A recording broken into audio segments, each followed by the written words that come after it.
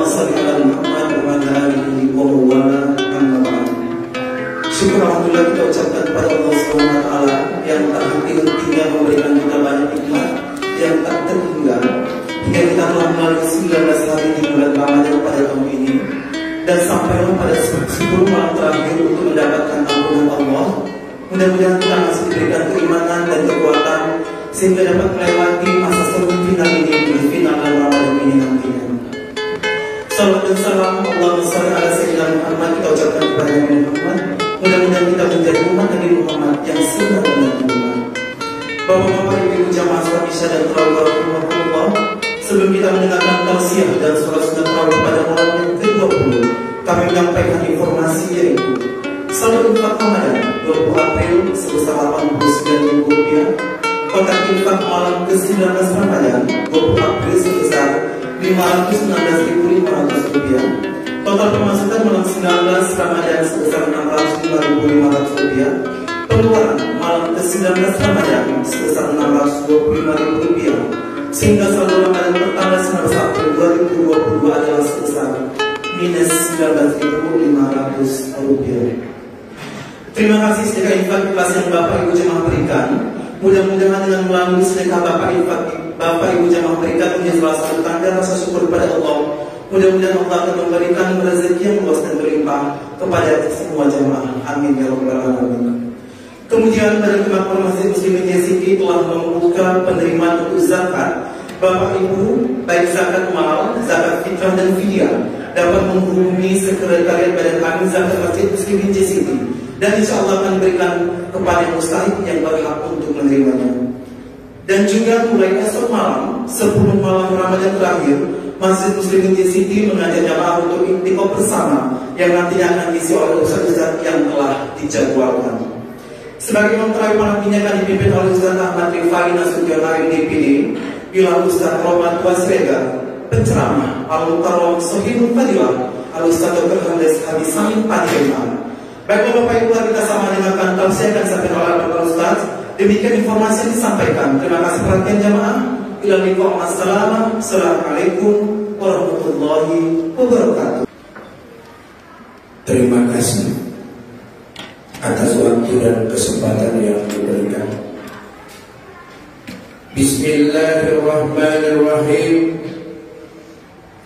Assalamualaikum warahmatullahi wabarakatuh. Waalaikumsalam warahmatullahi wabarakatuh.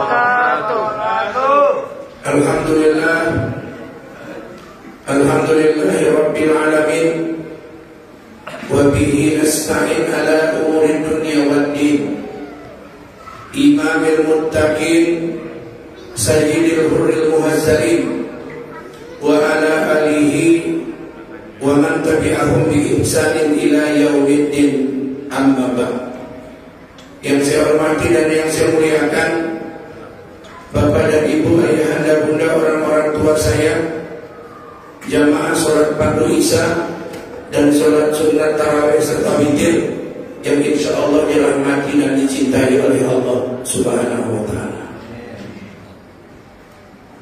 Seperti yang tadi baru kita dengar yang disampaikan oleh pembawa acara, bahwa malam ini adalah 10 kedua yang terakhir, adalah Syahrul Maghfirah, bulan keampunan. Sehingga ini harus kita benar-benar perhatikan, karena tidak ada jaminan kalau kita masih akan hidup di Ramadan 1444 Hijriah tahun depan. Jadikanlah, anggaplah ini Ramadan kita yang terakhir, sehingga kita akan memberikan yang terbaik. Kegiatan di akhir Ramadan kadang-kadang kita ironis, menyedihkan, memilukan, dan bahkan kadang memalukan, di mana umat Islam sudah mulai berpindah ke mall, sebagian pindah ke terminal, sebagian pindah ke stasiun, Sebahagian pindah ke bandara dengan alasan mudik. 2 tahun sudah tidak kesampaian hasrat di hati.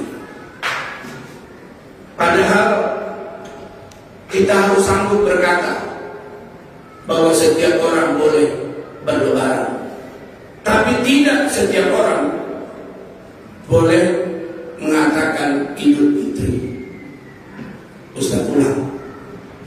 Setiap orang boleh lebaran, mau dia puasa atau tidak, boleh lebaran. Tapi tidak setiap orang boleh Idul Fitri. Karena ini maknanya kembali kepada fitrah.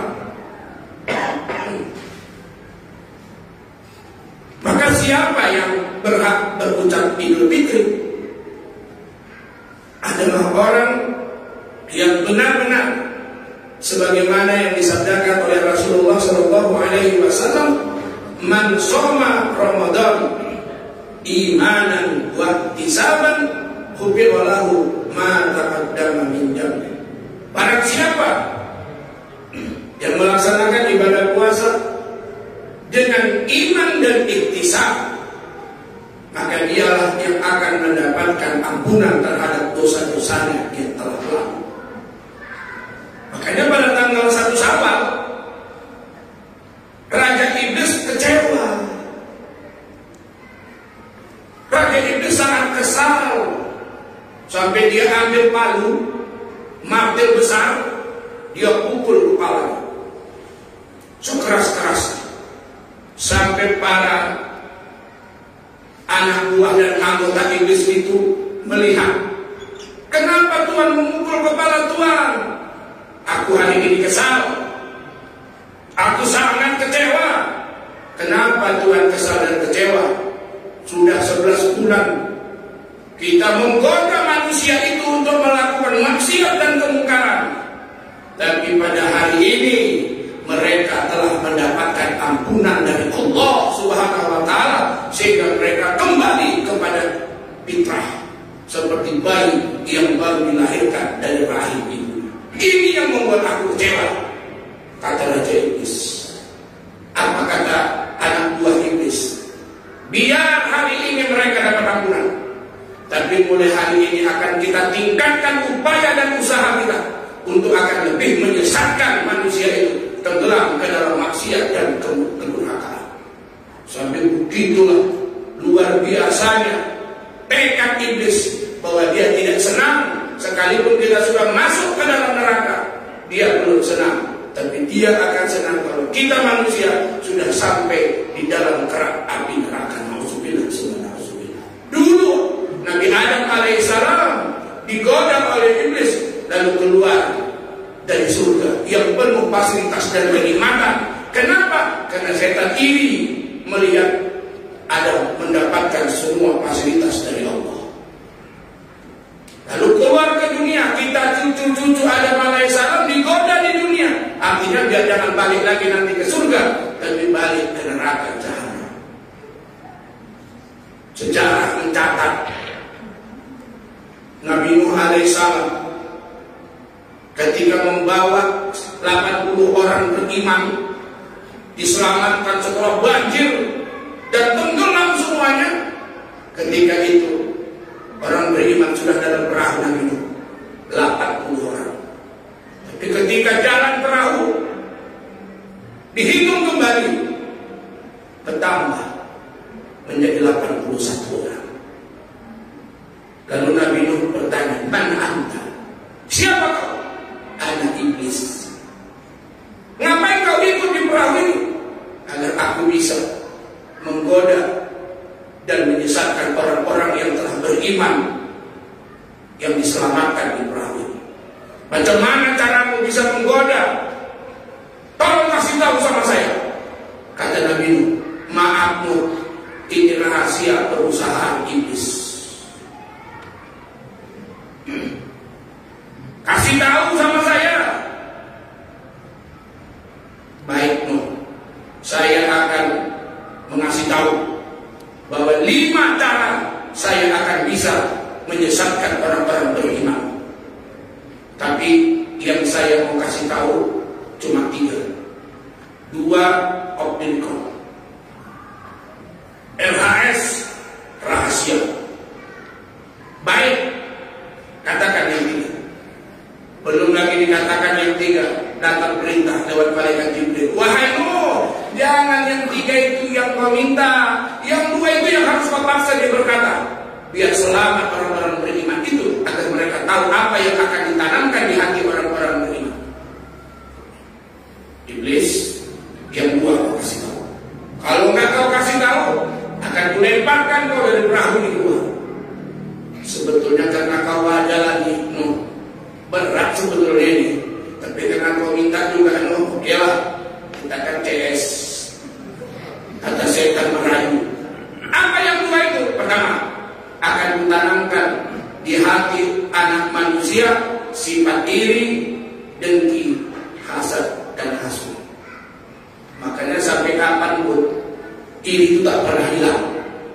Dulu pertama orang berbuat dosa, Habil dan Kabil, iri. Makanya kalau sekarang tahu saya kan, Ustadz sama Ustadz pun awal banyak jadwal iri. Ustadz, makanya mau ditanya saya, Ustadz, mana menurut Ustadz tentang setia kawan lebih baik bersahabat dengan preman atau dengan Ustadz? Saya malam ini katakan lebih loyal, lebih setia kawan berkawan sama preman. Soal setia kawan, Ustaz pantau dapat jadwal sedikit, langsung dicari-cari siapa yang masukkan dia bisa tausiah di Masjid Muslimin JCT. Nggak tahu dia semua itu ada waktunya. Kapan waktunya hujan akan turun? Kapan saatnya bunga daun kering akan gugur? Kapan saatnya bunga akan mekar? Kapan saatnya doa akan diijabah oleh Allah? Semua sudah ada waktunya.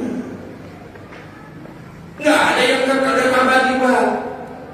Maka hidup ini ada batas. Kerjakanlah hal-hal yang pantas. Yang bukan hak kita tolong jangan dirampas. Karena itu akibatnya pasti membuat kita terhempas dan kandas.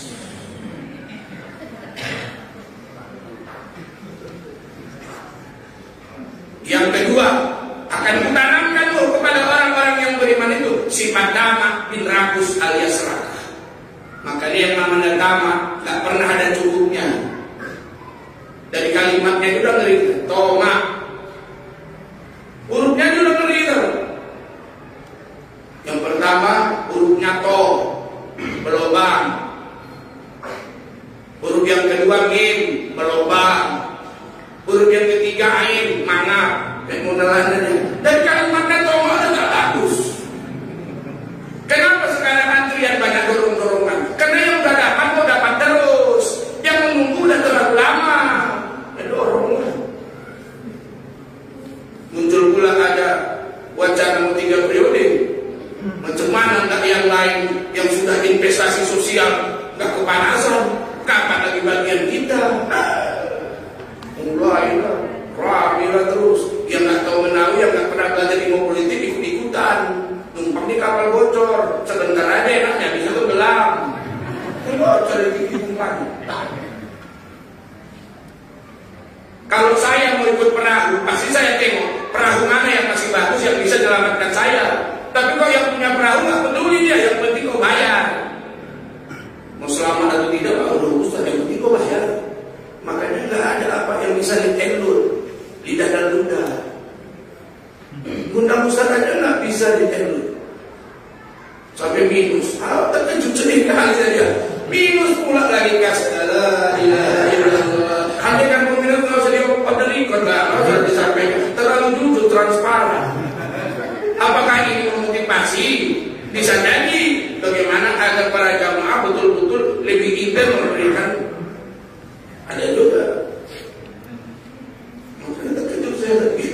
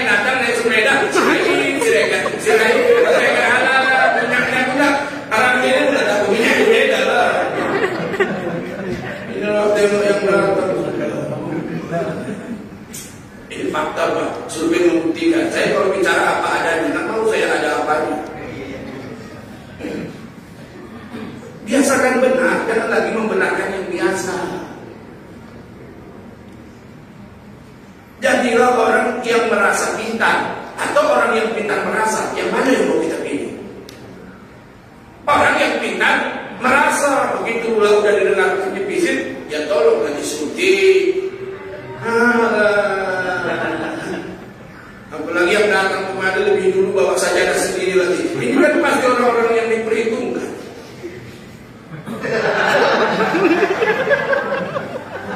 Bukan orang yang dihitung, yang diperhitungkan. Ceramah langsung terus live. Apakah luar biasa masjid yang kita cintai? Makanya itu kita perlu, jangan sampai nanti kita mengalaskan rumah ini karena setan. Setan udah minta pensiun dini, Pak. Kenapa setan minta pensiun dini? Ditanya sama Allah, kan kau yang berjanji minta sama aku umurmu sepanjang umur dunia ini. Betul ya Allah, tapi aku minta pensiun dini aja. Kenapa? Dia yang berzina, katanya gara-gara aku. Dia yang korupsi di berbagai kantor, merompong keuangan negara, katanya gara-gara aku. Dia yang bermaksiat, dia yang berjudi, dia yang bermabuk-mabukan, yang tenggelam di meja narkoba, katanya gara-gara aku. Semua gara-gara aku. Padahal dia yang berbuat. Makanya aku minta pensiun dini aja lah Tuhan. Nanti bisa-bisa aku berbuat pulang. Bagaimana ini? Ada seorang abid ahli ibadah, jangankan yang sunnah, yang wajib, semua dia kerjakan, tak pernah berbuat maksiat. Tiba-tiba datang setan, nyaru seperti ahli ibadah, datang pakai penampilan yang sangat luar biasa. Assalamualaikum, waalaikumsalam. Sepertinya kita sama orang yang ahli ibadah. Alhamdulillah, Tuhan telah mengutus kamu menjadi saudara kita. Boleh aku tinggal di rumahmu? Boleh, dengan sangat senang hati. Tinggallah. Iblis yang menyaru seperti ahli ibadah tadi. Satu rumah, tiap malam mereka ibadah. Tapi dia punya kelebihan. Asalkan dia sholat malam, menangis sejadi-jadinya. Terpisah, tangis, air mata membasahi pipi, bahkan menetes jatuh ke pangkuan. Akhirnya ahli ibadah bertanya, aku sudah sekian lama beribadah, takarrub ila Allah, mendekatkan diri dengan sedekat-dekatnya kepada Allah. Jangankan yang wajib, yang sunat pun tak pernah aku lakukan, jangan aku tinggalkan. Tapi tak pernah aku sholat bisa menangis. Masuk strategi iblis. Kau gak pernah sholat menangis karena kau hidup belum pernah buat dosa. Aku menangis karena dulu aku orang yang sangat banyak bermaksiat. Makanya ketika aku teringat, disitulah aku menyesali, disitulah aku menangis mohon ampunan kepada Allah. Jadi kalau aku kepingin sholat menangis ya kau macam mana? Ya kau bikinlah dosa. Dosa apa yang kau buat? Ya kau pergilah membunuh orang. Jangankan membunuh manusia, membunuh lalat pun aku makhluk Allah itu tak sanggup. Digigit nyamuk pun aku gak pernah membunuh. Kutiup suruh dia pergi. Kau suruh pula aku membunuh manusia. Bagus, tak usah aku menangis selamanya, asalkan aku tidak membunuh manusia. Kalau enggak yang lebih kecil, kau berzina aja dengan wanita-wanita murahan. Jangankan untuk berzina, menengok aja pun yang tak murim aku tak sanggup, apalagi menyentuh dan memegangnya. Tak usah menangis pun jadilah, asalkan aku tidak melakukan. Kalau enggak kau minum aja sikit, kan enggak apa-apa, oyang-oyang sikit, kan kau udah merasa berdosa. Disitulah kau minta ampun sama Allah. Kenapa? Sebesar apapun dosa, ampunan Allah jauh lebih besar dari dosa yang kau perbuat. Disitulah kau akan merasakan nikmatnya ibadah, karena berbuah air mata. Temakan dia. Iya, kau cuma minum sikit apalah. Pelan-pelan pergilah dia ke warung, diminumnya seloki, mabuknya 2 ringgit. Namanya orang nggak pernah minum. Diminum oyo, mata pun nanam campur kelabu. Ditengoknya yang penjaga warung, cantiknya sungguh sangat luar biasa. Dicobanya untuk menggoda, merayu dan mencandai wanita itu. Terjadilah, padahal dia masih seloro. Dia punya warung juga udah selera. Jadilah. Apa jadi? Pengaruh satu loki tadi. Akhirnya mereka bercumbu, mendadak suaminya datang. Suaminya sangat marah karena istrinya dicumbui sama yang ahli ibadah yang minum satu loki tadi. Akhirnya suaminya ditusuknya. Lengkaplah dia jadi pentina, lengkap jadi pembunuh gara-gara minuman. Makanya sumber malapetaka dalam hidup ini adalah miras. Miras kita, minuman keras dan narkotika. Ini yang harus kita sumut bersinar, bersih dari narkoba. Tapi survei membuktikan karena uangnya banyak, makin berseremah. Lebih payah orang mencari pisang raja daripada mencari narkoba. Sampai segitunya. Kenapa? di Malaysia 150 juta sampai Tanjung Balai 1 M. Siapa yang tak tergiur? Ustaz aja bener belum ada yang menawarkan. Ya kita punya filter, masih ada pertimbangan. Untuk apa kita banyak uang kalau nggak punya ketenangan? Ketenangan itu jauh lebih mahal, tak bisa dibeli dengan apapun. Akhirnya sampailah dia hukum di tiang gantungan. Tapi sampai di tiang gantungan sebelum tali dilepas, datang lagi si iblis tadi. Aku menyesal, aku minta maaf, gara-gara akulah kau jadi seperti ini. Aku ingin menebus kesalahanku kepadamu. Apa yang bisa kulakukan akan kulakukan. Jangan kau takut, kau akan selamat dari gantungan ini kalau kau tidak mengakui kekuatan dan kemahasaan Allah. Akhirnya di situ dia ikut dengan bujuk rayu setan yang terakhir, jatuhlah tali, dia pun mati dalam keadaan pasrah. Sampai sebegitunya iblis dan setan itu menggoda dan merayu kita. Ada pertanyaan, Ustaz, Ramadan kan setan dibelenggu, tapi kejahatan kok masih terjadi di mana-mana. Yang membelenggunya, yang mengikat setan di bulan Ramadan itu bukan kawat, bukan baja, tapi esensi orang yang berpuasa. Tapi kalau dia nggak puasa, udah dia ikut sama menjadi setan yang ada di bulan Ramadan ini. Makanya setan itu ada dua, ada yang nggak kelihatan, ada yang nampak. Yang nggak kelihatan kita bacakan ayat kursi, insya Allah dia terbirit-birit, lari nggak sanggup dia. Begitu panasnya ayat kursi itu di telinganya. Tapi kalau dibacakan juga ayat kursi, tak juga dia berpikir, bagus kita lempar aja pakai kursi, insya Allah dia juga akan ada. Berarti manusia yang berhati. Mudah-mudahan insya Allah kita akan terus bertahan 10 yang terakhir. Al-akhiru ikum minanna. Tadi sudah dibuka, niat iktikaf tidak mesti harus lama, tapi sepanjang berniat iktikaf di masjid akan memperoleh pahala yang sungguh sangat luar biasa, terutama nanti masjid Muslimin di sini ini nomor 4 akan diangkat Allah setelah kiamat ke surga. Dan dia belum akan mau sebelum jamaah yang iktikaf di sini kumpul. Timbul pertanyaan di terakhir ceramah, Ustaz, bagaimana caranya kok bisa pulang masjid Muslimin di sini nomor 4 diangkat setelah kiamat ke surga? Begini ceritanya. Yang pertama yang akan diangkat adalah Masjidil Haram. Syukur kalau kita sudah pernah sholat di sana, bagian sudah haji dan umroh. Yang kedua Masjid Nabawi di Madinah. Yang ketiga Masjidil Aqsa di Palestina. Yang keempat seluruh yang bernama masjid yang ada di atas dunia Allah yang mana ini, termasuk masjid itu. Maka mari gantungkan hati kita, mudah-mudahan malam depan jangan lagi ada kami. Terima kasih. Billahi fisabilillah. Wassalamualaikum warahmatullahi wabarakatuh.